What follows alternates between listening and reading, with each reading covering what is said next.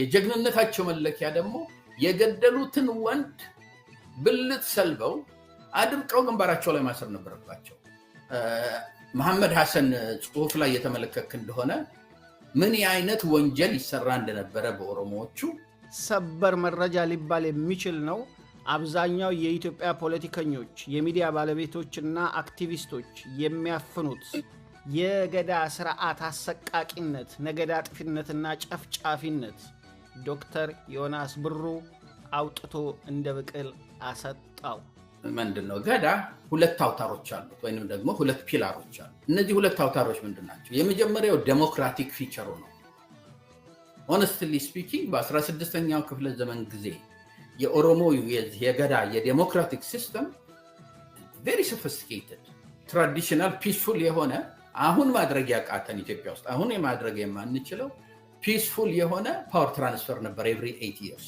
እንግዲህ ዶክተር ዮናስ ብሩ እዚህ ጋር ለማሟሻነት እንዲሆነው ቀለል አድርጎ ነው የጀመረው። ገዳ በተወሰነ መልኩም ቢሆን የዲሞክራሲ ብልጭታን የሚያሳይ አካል አለው የሚል ነው።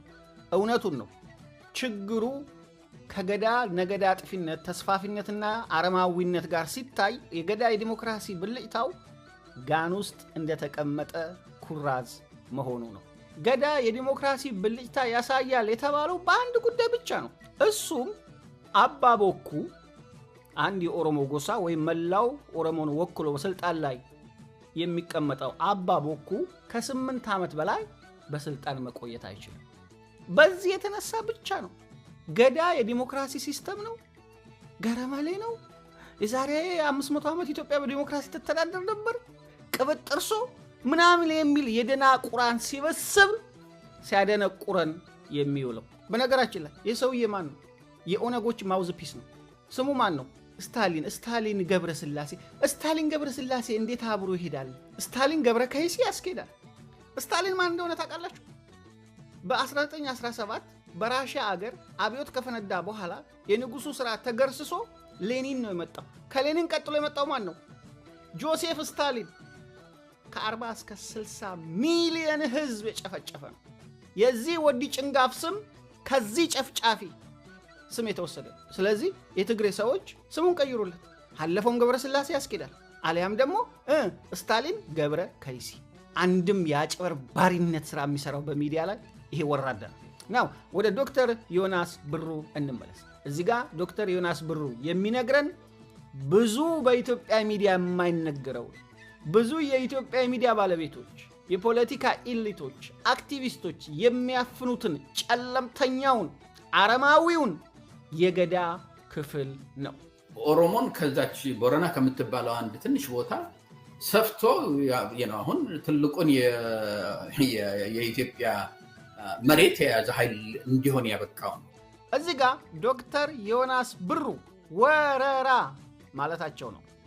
ሌላ ነገር አለ። ኤቭሪ 8 years የሚመጣ ልክ ከዚህ ከስልጣን ሽግግሩ ጋር አብሮ የሚመጣ ኤቭሪ 8 years የሚመጣ ደግሞ ሌላ ነገር አለ። ያ ምንድነው መሰለህ?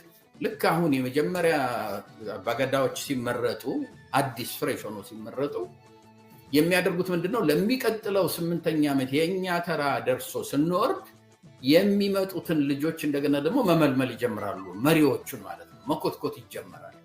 ይኮተኮትና ምርጫ ለሚቀጥለው አዲሶቹ መሪዎች ከመምጣታቸው በፊት እነዛ ሰዎች ለዛ ለስልጣን በቂ መሆናቸውን ብቃት እንዳላቸው ማረጋገጥ አለባቸው። እንግዲህ በገዳ ስርዓት የኦሮሞ ወንዶች በእድሜያቸው በዚህ ተከፋፍለዋል። ደባሌ፣ ፎሌ፣ ቆንዳላ፣ ዶሪ።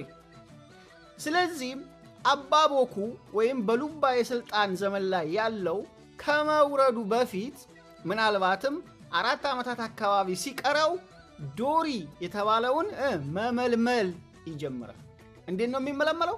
ሄሬጋው ቡታ የሚባል ዝግጅት አለ። ያ ሰውዬ በእድሜ ያከፋፈሉ 40 ዓመት ይሞላዋል። ወረራ መፈጸም አለ። ግን አያቶቹ ቀደም ብለው የወረሩትን ቀዬ ወይም ነገድ መውረር አይችልም። አዲስ ነገድ፣ አዲስ መሬት ይወራል። ብዙ ከብቶችን ያመጣል። የብዙ ወንዶችን ቁላ ሰልቦ ግንባሩ ላይ ያስራል። የራሱም ቁላ ይገረዛል። ከዛም በወረረው መሬት ብዛት፣ በጨፈጨፈው ሰው ብዛት፣ በቆረጠው የቁላ ብዛት ከሱ መሰል ሌሎች ዶሪዎች በልጦ ከተገኘ አባቦኩ ሆኖ ለ8 ዓመት በሉባ ስልጣን ይቆያል ማለት ነው። ዶክተር ዮናስ ቀጥል። የሚያረጋግጡት በምንድን ነው? ጦርነት ሌላ ህብረተሰቦች ላይ ጦርነት በመክፈት ነው። የሌላ ህብረተሰቦችን መሬት ሄዶ በመነጠቅ ነው። ያ የጦርነት ዘመቻ ደግሞ ብዙ አንትሮፖሎጂስቶች ጽፈውበታል። ከአይቶ የማይታወቅ አይነት ጭካኔ ነበር የሚደረገው። ምክንያቱም ያም የዛ የሚመረጠው ሰው ማንነቱን ምንነቱ የሚገለጸው ሄዶ ወሮ ባመጣው ከብት ካተው ብዛት፣ ሁለተኛ ሄዶ የወረረው የመሬት ስፋት፣ 4 5 ካሰርክ ብቃትህ እንዲሁ ማንነትህ እየጨመረ ይሄዳል። ስለ ገዳ በምናወራበት ጊዜ በየ8 ዓመት የሚመጣውን የፒስፉል ትራንስፈር ብቻ ሳይሆን ማድረግ ያለብን አብሮት የሚመጣውን የወረራውን፣ ግድያውን፣ ባሪያ ፍንገላውን ይሄንንም አብረን ማምጣት አለብን ነው። አሁን እነዚህ ያልኩ ነገሮች በሞላ የኔ ክሪኤሽን አይደሉም። በብዙ ጽሁፎች እና አሰፋ ጃለታ ራሳቸው ስለ ኦሮሞማ ወይንም ደግሞ ስለ ገዳ ጽፈዋል ብለው ምንድነው ጥቅስ እነሱን ሪፈር ከሚያደርጓቸው ጽሁፎች የተጻፈ ነው። መሐመድ ሐሰን ጽሁፍ ላይ የተመለከትክ እንደሆነ ምን አይነት ወንጀል ይሰራ እንደነበረ በኦሮሞዎቹ እንደ ባሪያ አድርገው ሲያሰቃዩቸው፣ እንዲሁም በ1816 ለመጀመሪያ ጊዜ ገዳ የተሸነፈው ከውጭ በመጣ ኃይል ሳይሆን ይገዟቸው በነበረው ባሮች እንቢተኝነት ሪቤል አድርገው ነው ገዳ መፍረስ የጀመረው። ሀቅ ይውጣል። ዶክተር ዮናስ ብሩ